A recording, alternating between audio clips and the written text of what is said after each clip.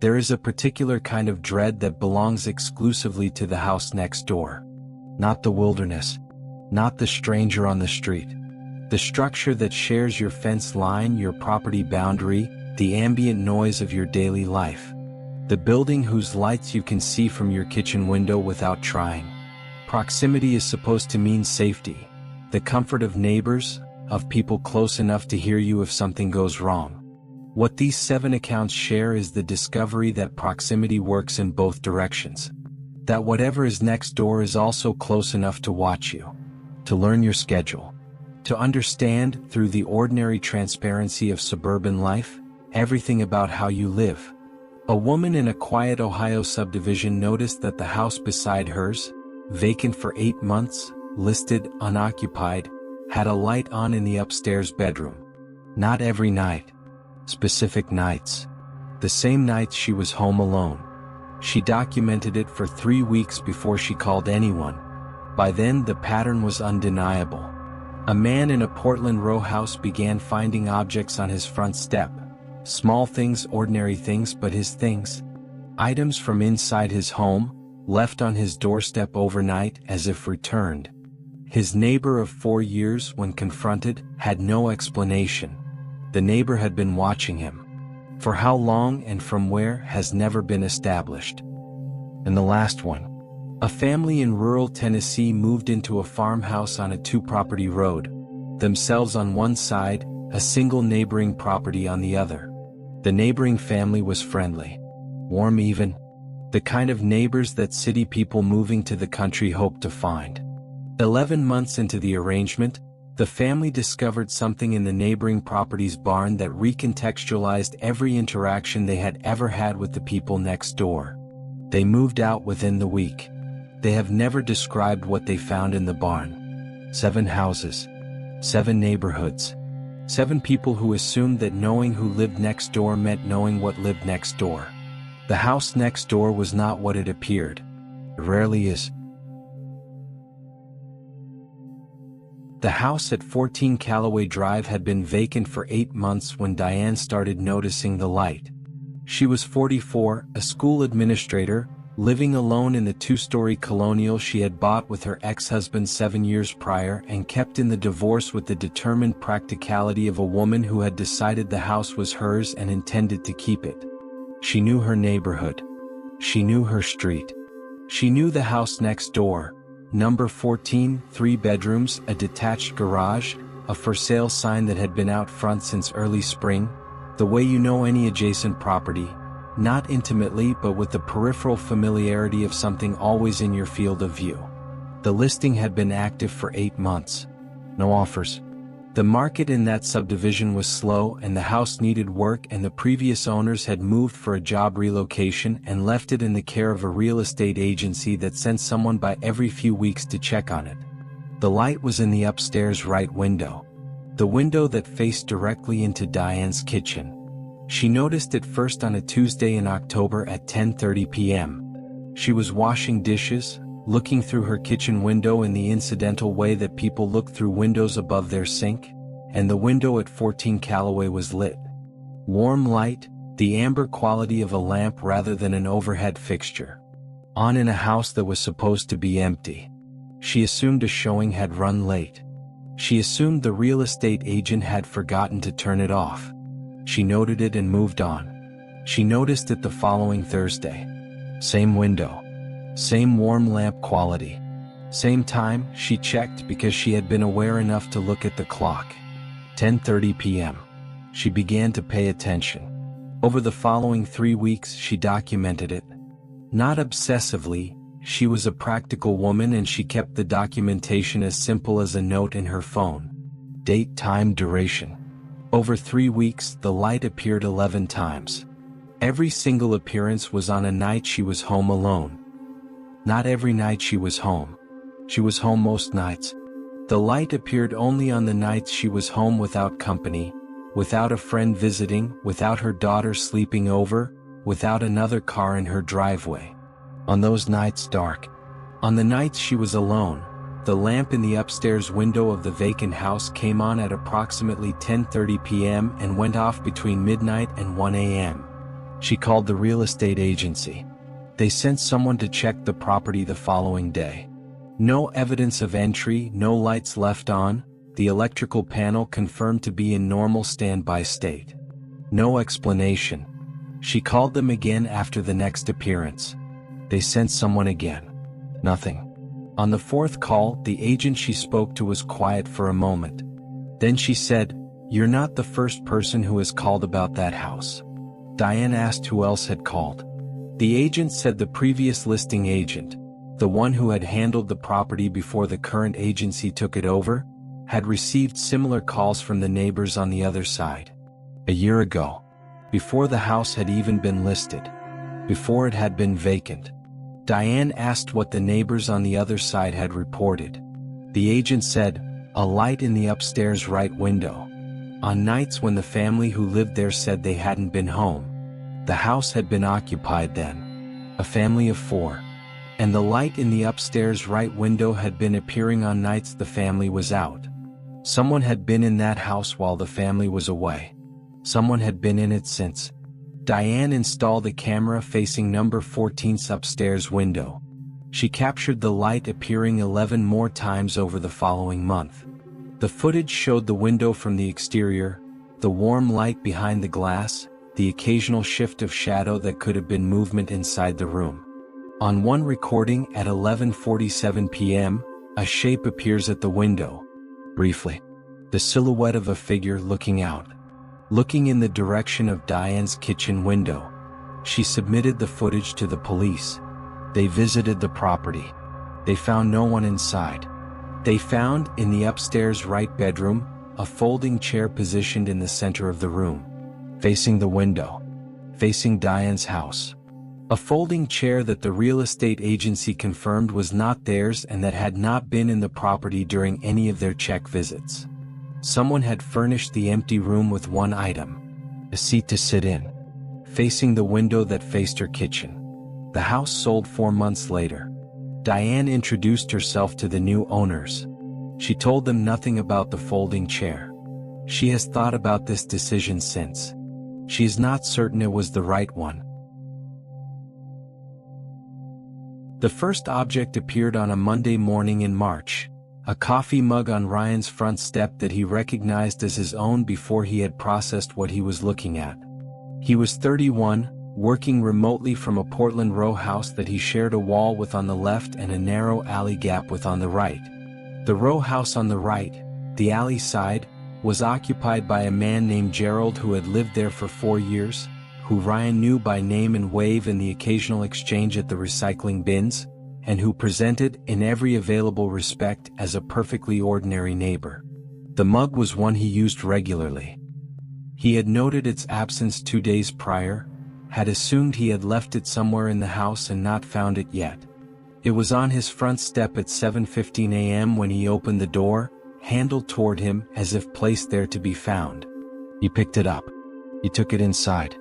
He decided he had left it outside himself. A failure of memory, a moment of distraction. He was not worried. The second object appeared the following Thursday. A book, a specific paperback he had been reading, which he had also believed he had simply misplaced. On the step. Handle toward him. The book had no handle. What he meant was, position to be found. The intentionality of placement. He stood on his step with the book in his hand and he thought about the mug and the book and the fact that both had been missing from inside his home and both had appeared on his step and both had, he was only now admitting, been in his house the last time he had seen them. Not left outside. Inside. And now outside on his step returned. He changed his locks that day. The third object appeared the following Tuesday. A phone charger. His, identifiable by the specific electrical tape repair he had made to its cable 3 months ago. On the step. He knocked on Gerald's door. Gerald answered with the unhurried ease of a man who has nothing to hide and nowhere to be. He was 52, retired, with the specific comfortable stillness of someone who spends most of his time at home. Ryan described the objects. Gerald listened. His expression was the expression of someone hearing something for the first time, attentive, neutral, processing. He said he didn't know anything about it. He said he was sorry Ryan was having trouble. He suggested Ryan might have a mail theft situation and recommended a package camera. Ryan thanked him and went back inside. He installed the package camera that afternoon, facing his front step. The fourth object appeared 11 days later. A kitchen knife. On the step. Handled toward him. He reviewed the camera footage. Gerald's front door opened at 3:47 a.m. Gerald came out. He walked to Ryan's step. He placed the knife. He went back inside. He did it with the ease of a man performing a routine. No furtiveness. No haste. No look toward Ryan's windows to check whether he was observed. The complete behavioral signature of someone who either did not care whether he was seen or had been doing this long enough to know he wouldn't be. Ryan called the police. They reviewed the footage. Gerald was spoken to. He denied it initially. When shown the footage, he said nothing.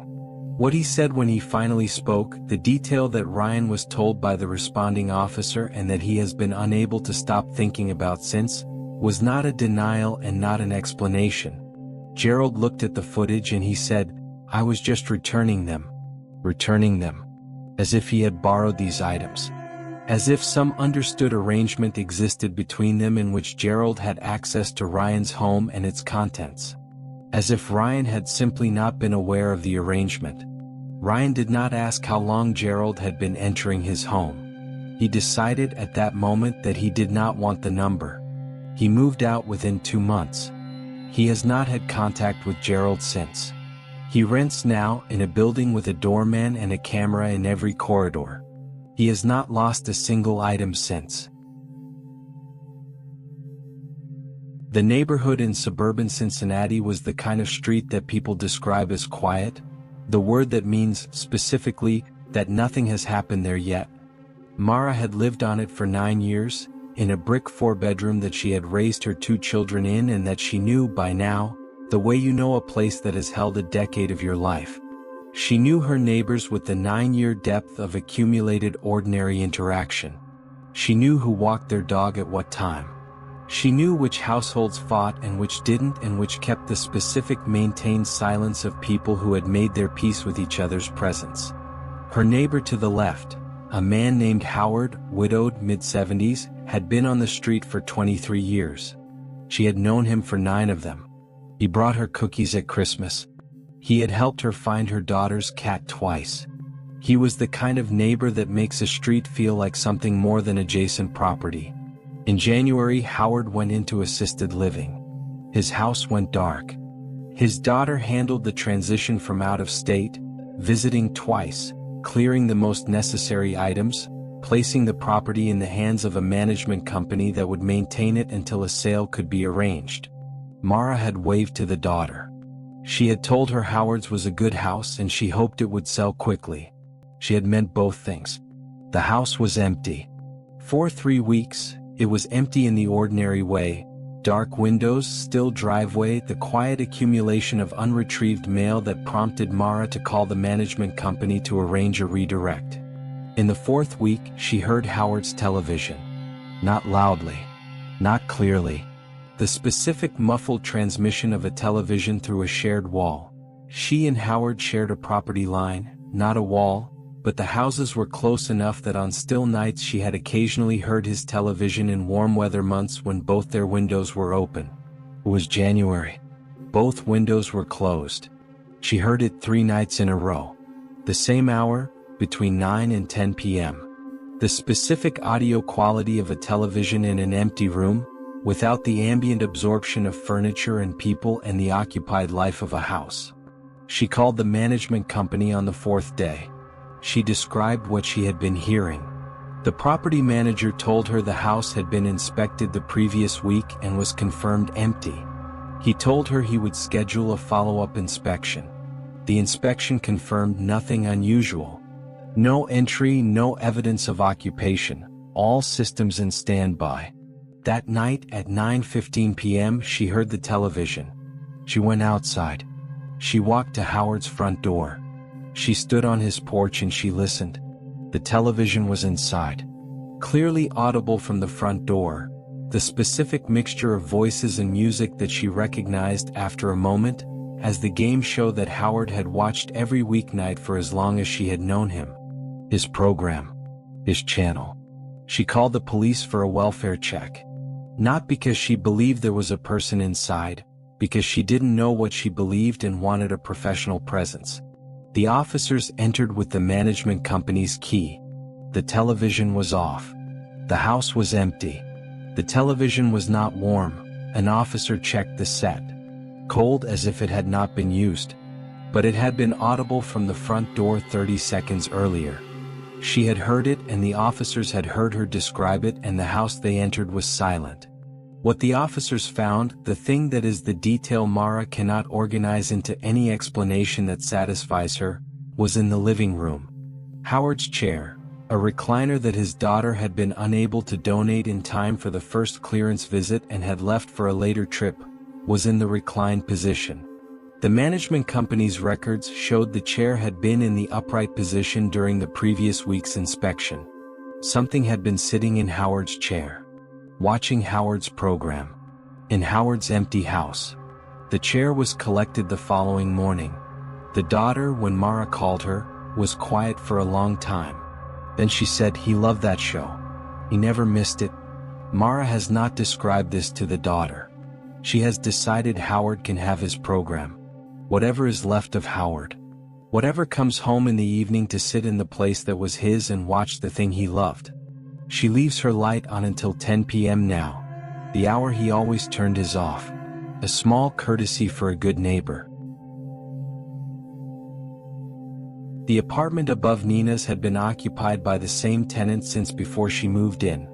A woman named Sylvia, 60s, quiet, a retired librarian who moved through her apartment with the specific considerate restraint of someone who has always lived above other people and has thought about what that means. Nina was 28, grateful for the upstairs neighbor she had. She had heard enough stories to know that the footstep lottery was real and that she had won it. Sylvia was not a presence. She was a comfortable ambient fact. A good neighbor. In April, Sylvia's family called Nina's number. She had given it to them as an emergency contact, an arrangement both women had been comfortable with. Sylvia had died. In her sleep 2 weeks prior.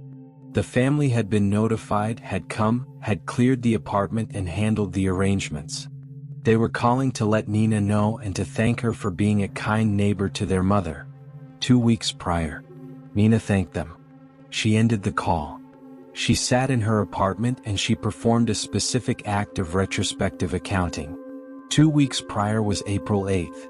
She had heard Sylvia's footsteps on April 9th. On April 11th.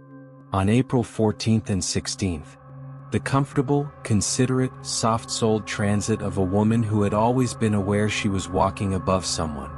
She had heard it as recently as 2 nights ago. She went upstairs. She knocked on Sylvia's door. No answer. The apartment was empty, cleared, silent in the specific way of a space whose occupant has left for good. She went back downstairs. She sat in her apartment. She listened. At 9:45 p.m., the time Sylvia had always reliably moved from her living room to her bedroom, the soft transit that Nina had used as an ambient clock for 2 years, she heard footsteps above her. Living room. Hallway. Bedroom. The exact path. The exact pace. The same soft-souled consideration that had always marked Sylvia's movement. In an empty apartment. Nina called the building manager. He entered the apartment with his key. Empty.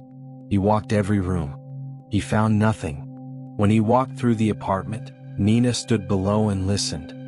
His footsteps were heavier than what she had been hearing. His pattern was random, investigative. The footsteps she had been hearing were neither. The footsteps she had been hearing were Sylvia. She has spoken to the family once more since, when they came to retrieve a few remaining items. She did not tell them what she had been hearing. She decided this was not information they needed. She requested a transfer to a different unit 6 weeks after the call. The transfer was granted. She asked the building manager on her last day in the old unit whether the new tenant in Sylvia's apartment had mentioned anything unusual. He said the unit hadn't been re-rented yet. He said the new tenants kept withdrawing their applications before signing. He said he didn't know why. Mina does. The house across the street had been occupied by the Mercer family for 11 years when Tom moved into the neighborhood, and by all visible accounts, they were exactly what they appeared. A family of 3, husband, wife, adult son, who maintained their property with care, waved from the driveway, and existed in the pleasant, low-engagement manner of good suburban neighbors. Tom was 50, recently divorced, new to the neighborhood, in the careful process of rebuilding a daily life in unfamiliar territory. He had introduced himself. He had been invited to a brief driveway conversation. He had found the Mercers agreeable and had filed them accordingly. Good neighbors, no concerns. The concerns began with the schedules. He noticed, 6 weeks in, that the Mercer family's visible activity corresponded precisely with his own. When he left for work in the morning, one of them, usually the husband, was visible at the front window. When he returned in the evening, one of them was visible. When he left on weekends for errands, a car that had been parked in the Mercer driveway was sometimes in motion within 2 minutes of his departure. He noticed this the way you notice anything that exists at the edge of awareness, gradually, without a specific moment of registration, until the pattern is too consistent to remain peripheral. He began testing it. He varied his departure times. He left at irregular hours. He ran errands at times he hadn't established as routine. The Mercer family's visible activity tracked him. Not perfectly. Not with the mechanical precision that would have made it obviously surveillance. But with the statistical consistency that, when he charted it over 6 weeks, produced a correlation too high to be coincidence. He called the non-emergency police line. He described his observations. He was told that neighbors observing a street was not an actionable matter. He was told to document it and call back if anything escalated. He documented it for 4 more weeks. He had by then a log that showed 47 instances of Mercer family activity coinciding with his own departures or arrivals within a 2-minute window. He decided to speak to them directly. He crossed the street on a Saturday morning and knocked on the Mercer door.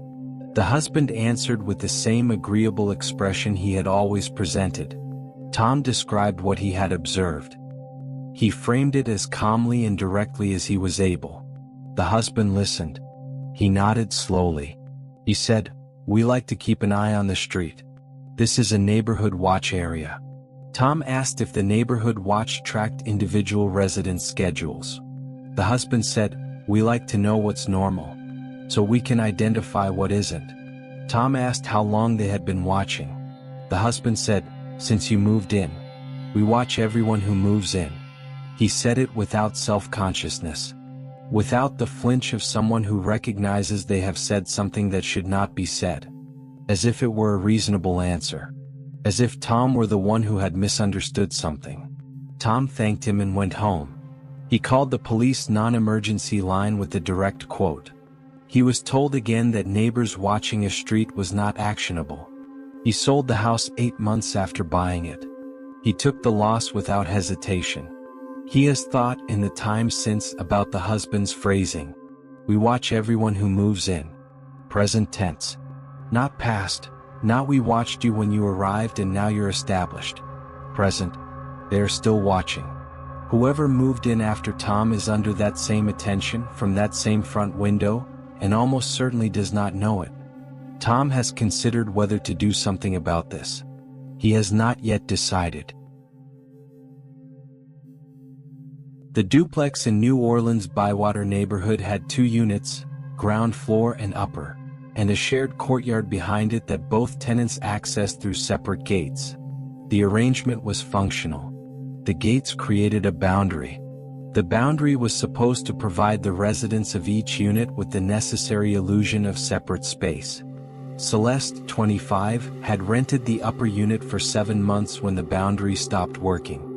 Her downstairs neighbor was a man in his 30s named Dale, quiet, employed, the kind of person she had exchanged perhaps 20 words with in 7 months, all of them in passing, all of them about nothing. She had no feelings about Dale in either direction. He was a presence she was aware of and that did not impinge on her. This was before she found his journal. She found it in the courtyard, on the bench between her gate and his, on a morning in June. A composition notebook, closed, with no name on the cover. She opened it to the first page looking for identification. The first entry was about her. A detailed account of her schedule, written in the observational style of someone making notes. Her departure time in the morning, her typical return in the evening, what she wore on specific dates, who visited and when they left.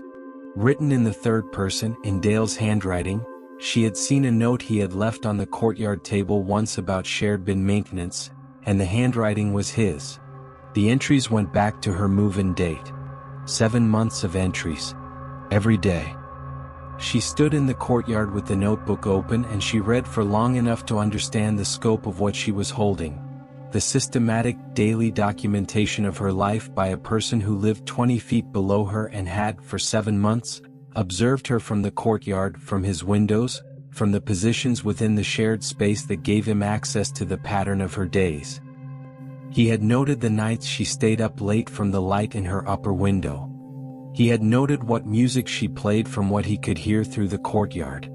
He had written, in one entry, a physical description of her that was detailed enough to be a record. She called the police from the courtyard, holding the notebook with Dale's unit below her.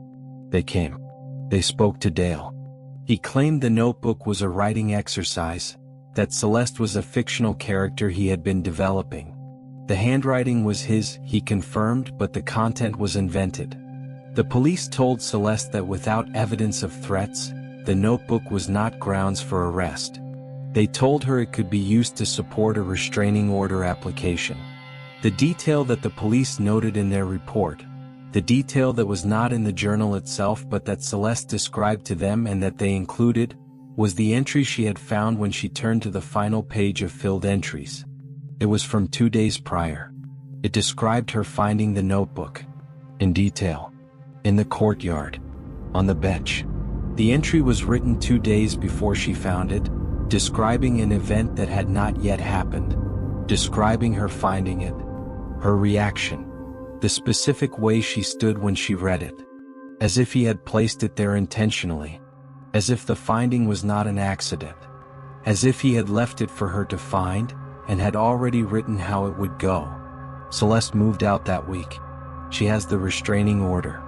She has moved twice since to addresses she has shared with no one who could share them onward. She has not lived in a duplex since. She checks the spaces below her whenever she can. She has not stopped checking. The farmhouse on Decker Road outside of Franklin, Tennessee sat on 4 acres, with the Hollis property sharing its eastern boundary.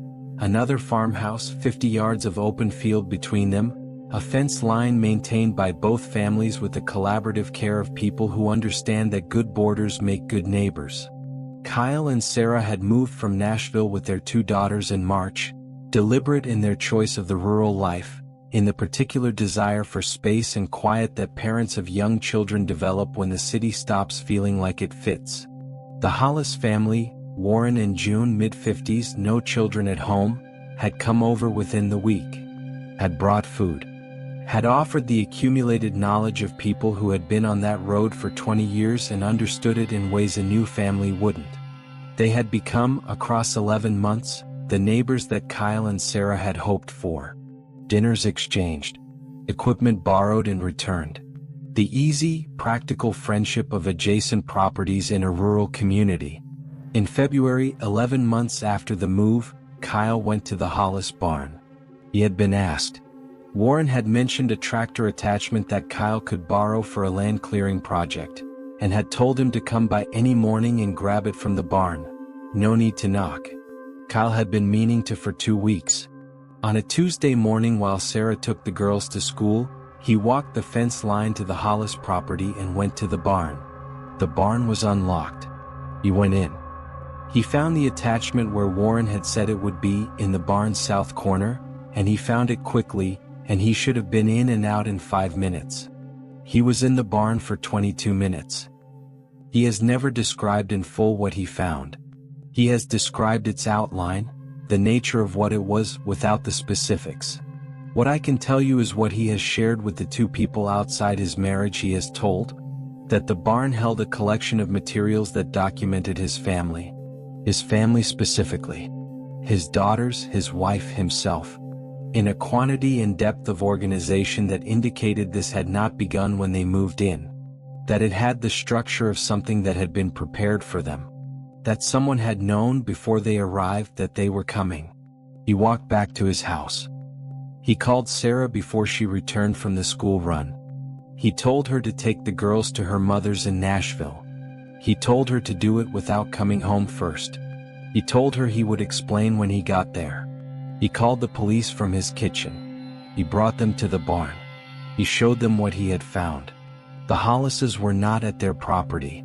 They had not been there since early that morning. Warren's truck was gone, June's car was gone. By the time the investigators wanted to speak with them, the property was confirmed empty. The Hollises have not returned to that property. Warren's phone goes to voicemail. June's number is disconnected. The property is in the early stages of a legal process that Kyle's family's attorney is involved in. Kyle and Sarah have not returned to the farmhouse either. They are renting in Nashville.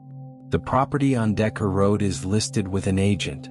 Kyle told me when I asked about the barn, that the thing that broke him was not the volume of the materials, was not the depth of the preparation, was not even the evidence that the Hollis family had been waiting for them specifically.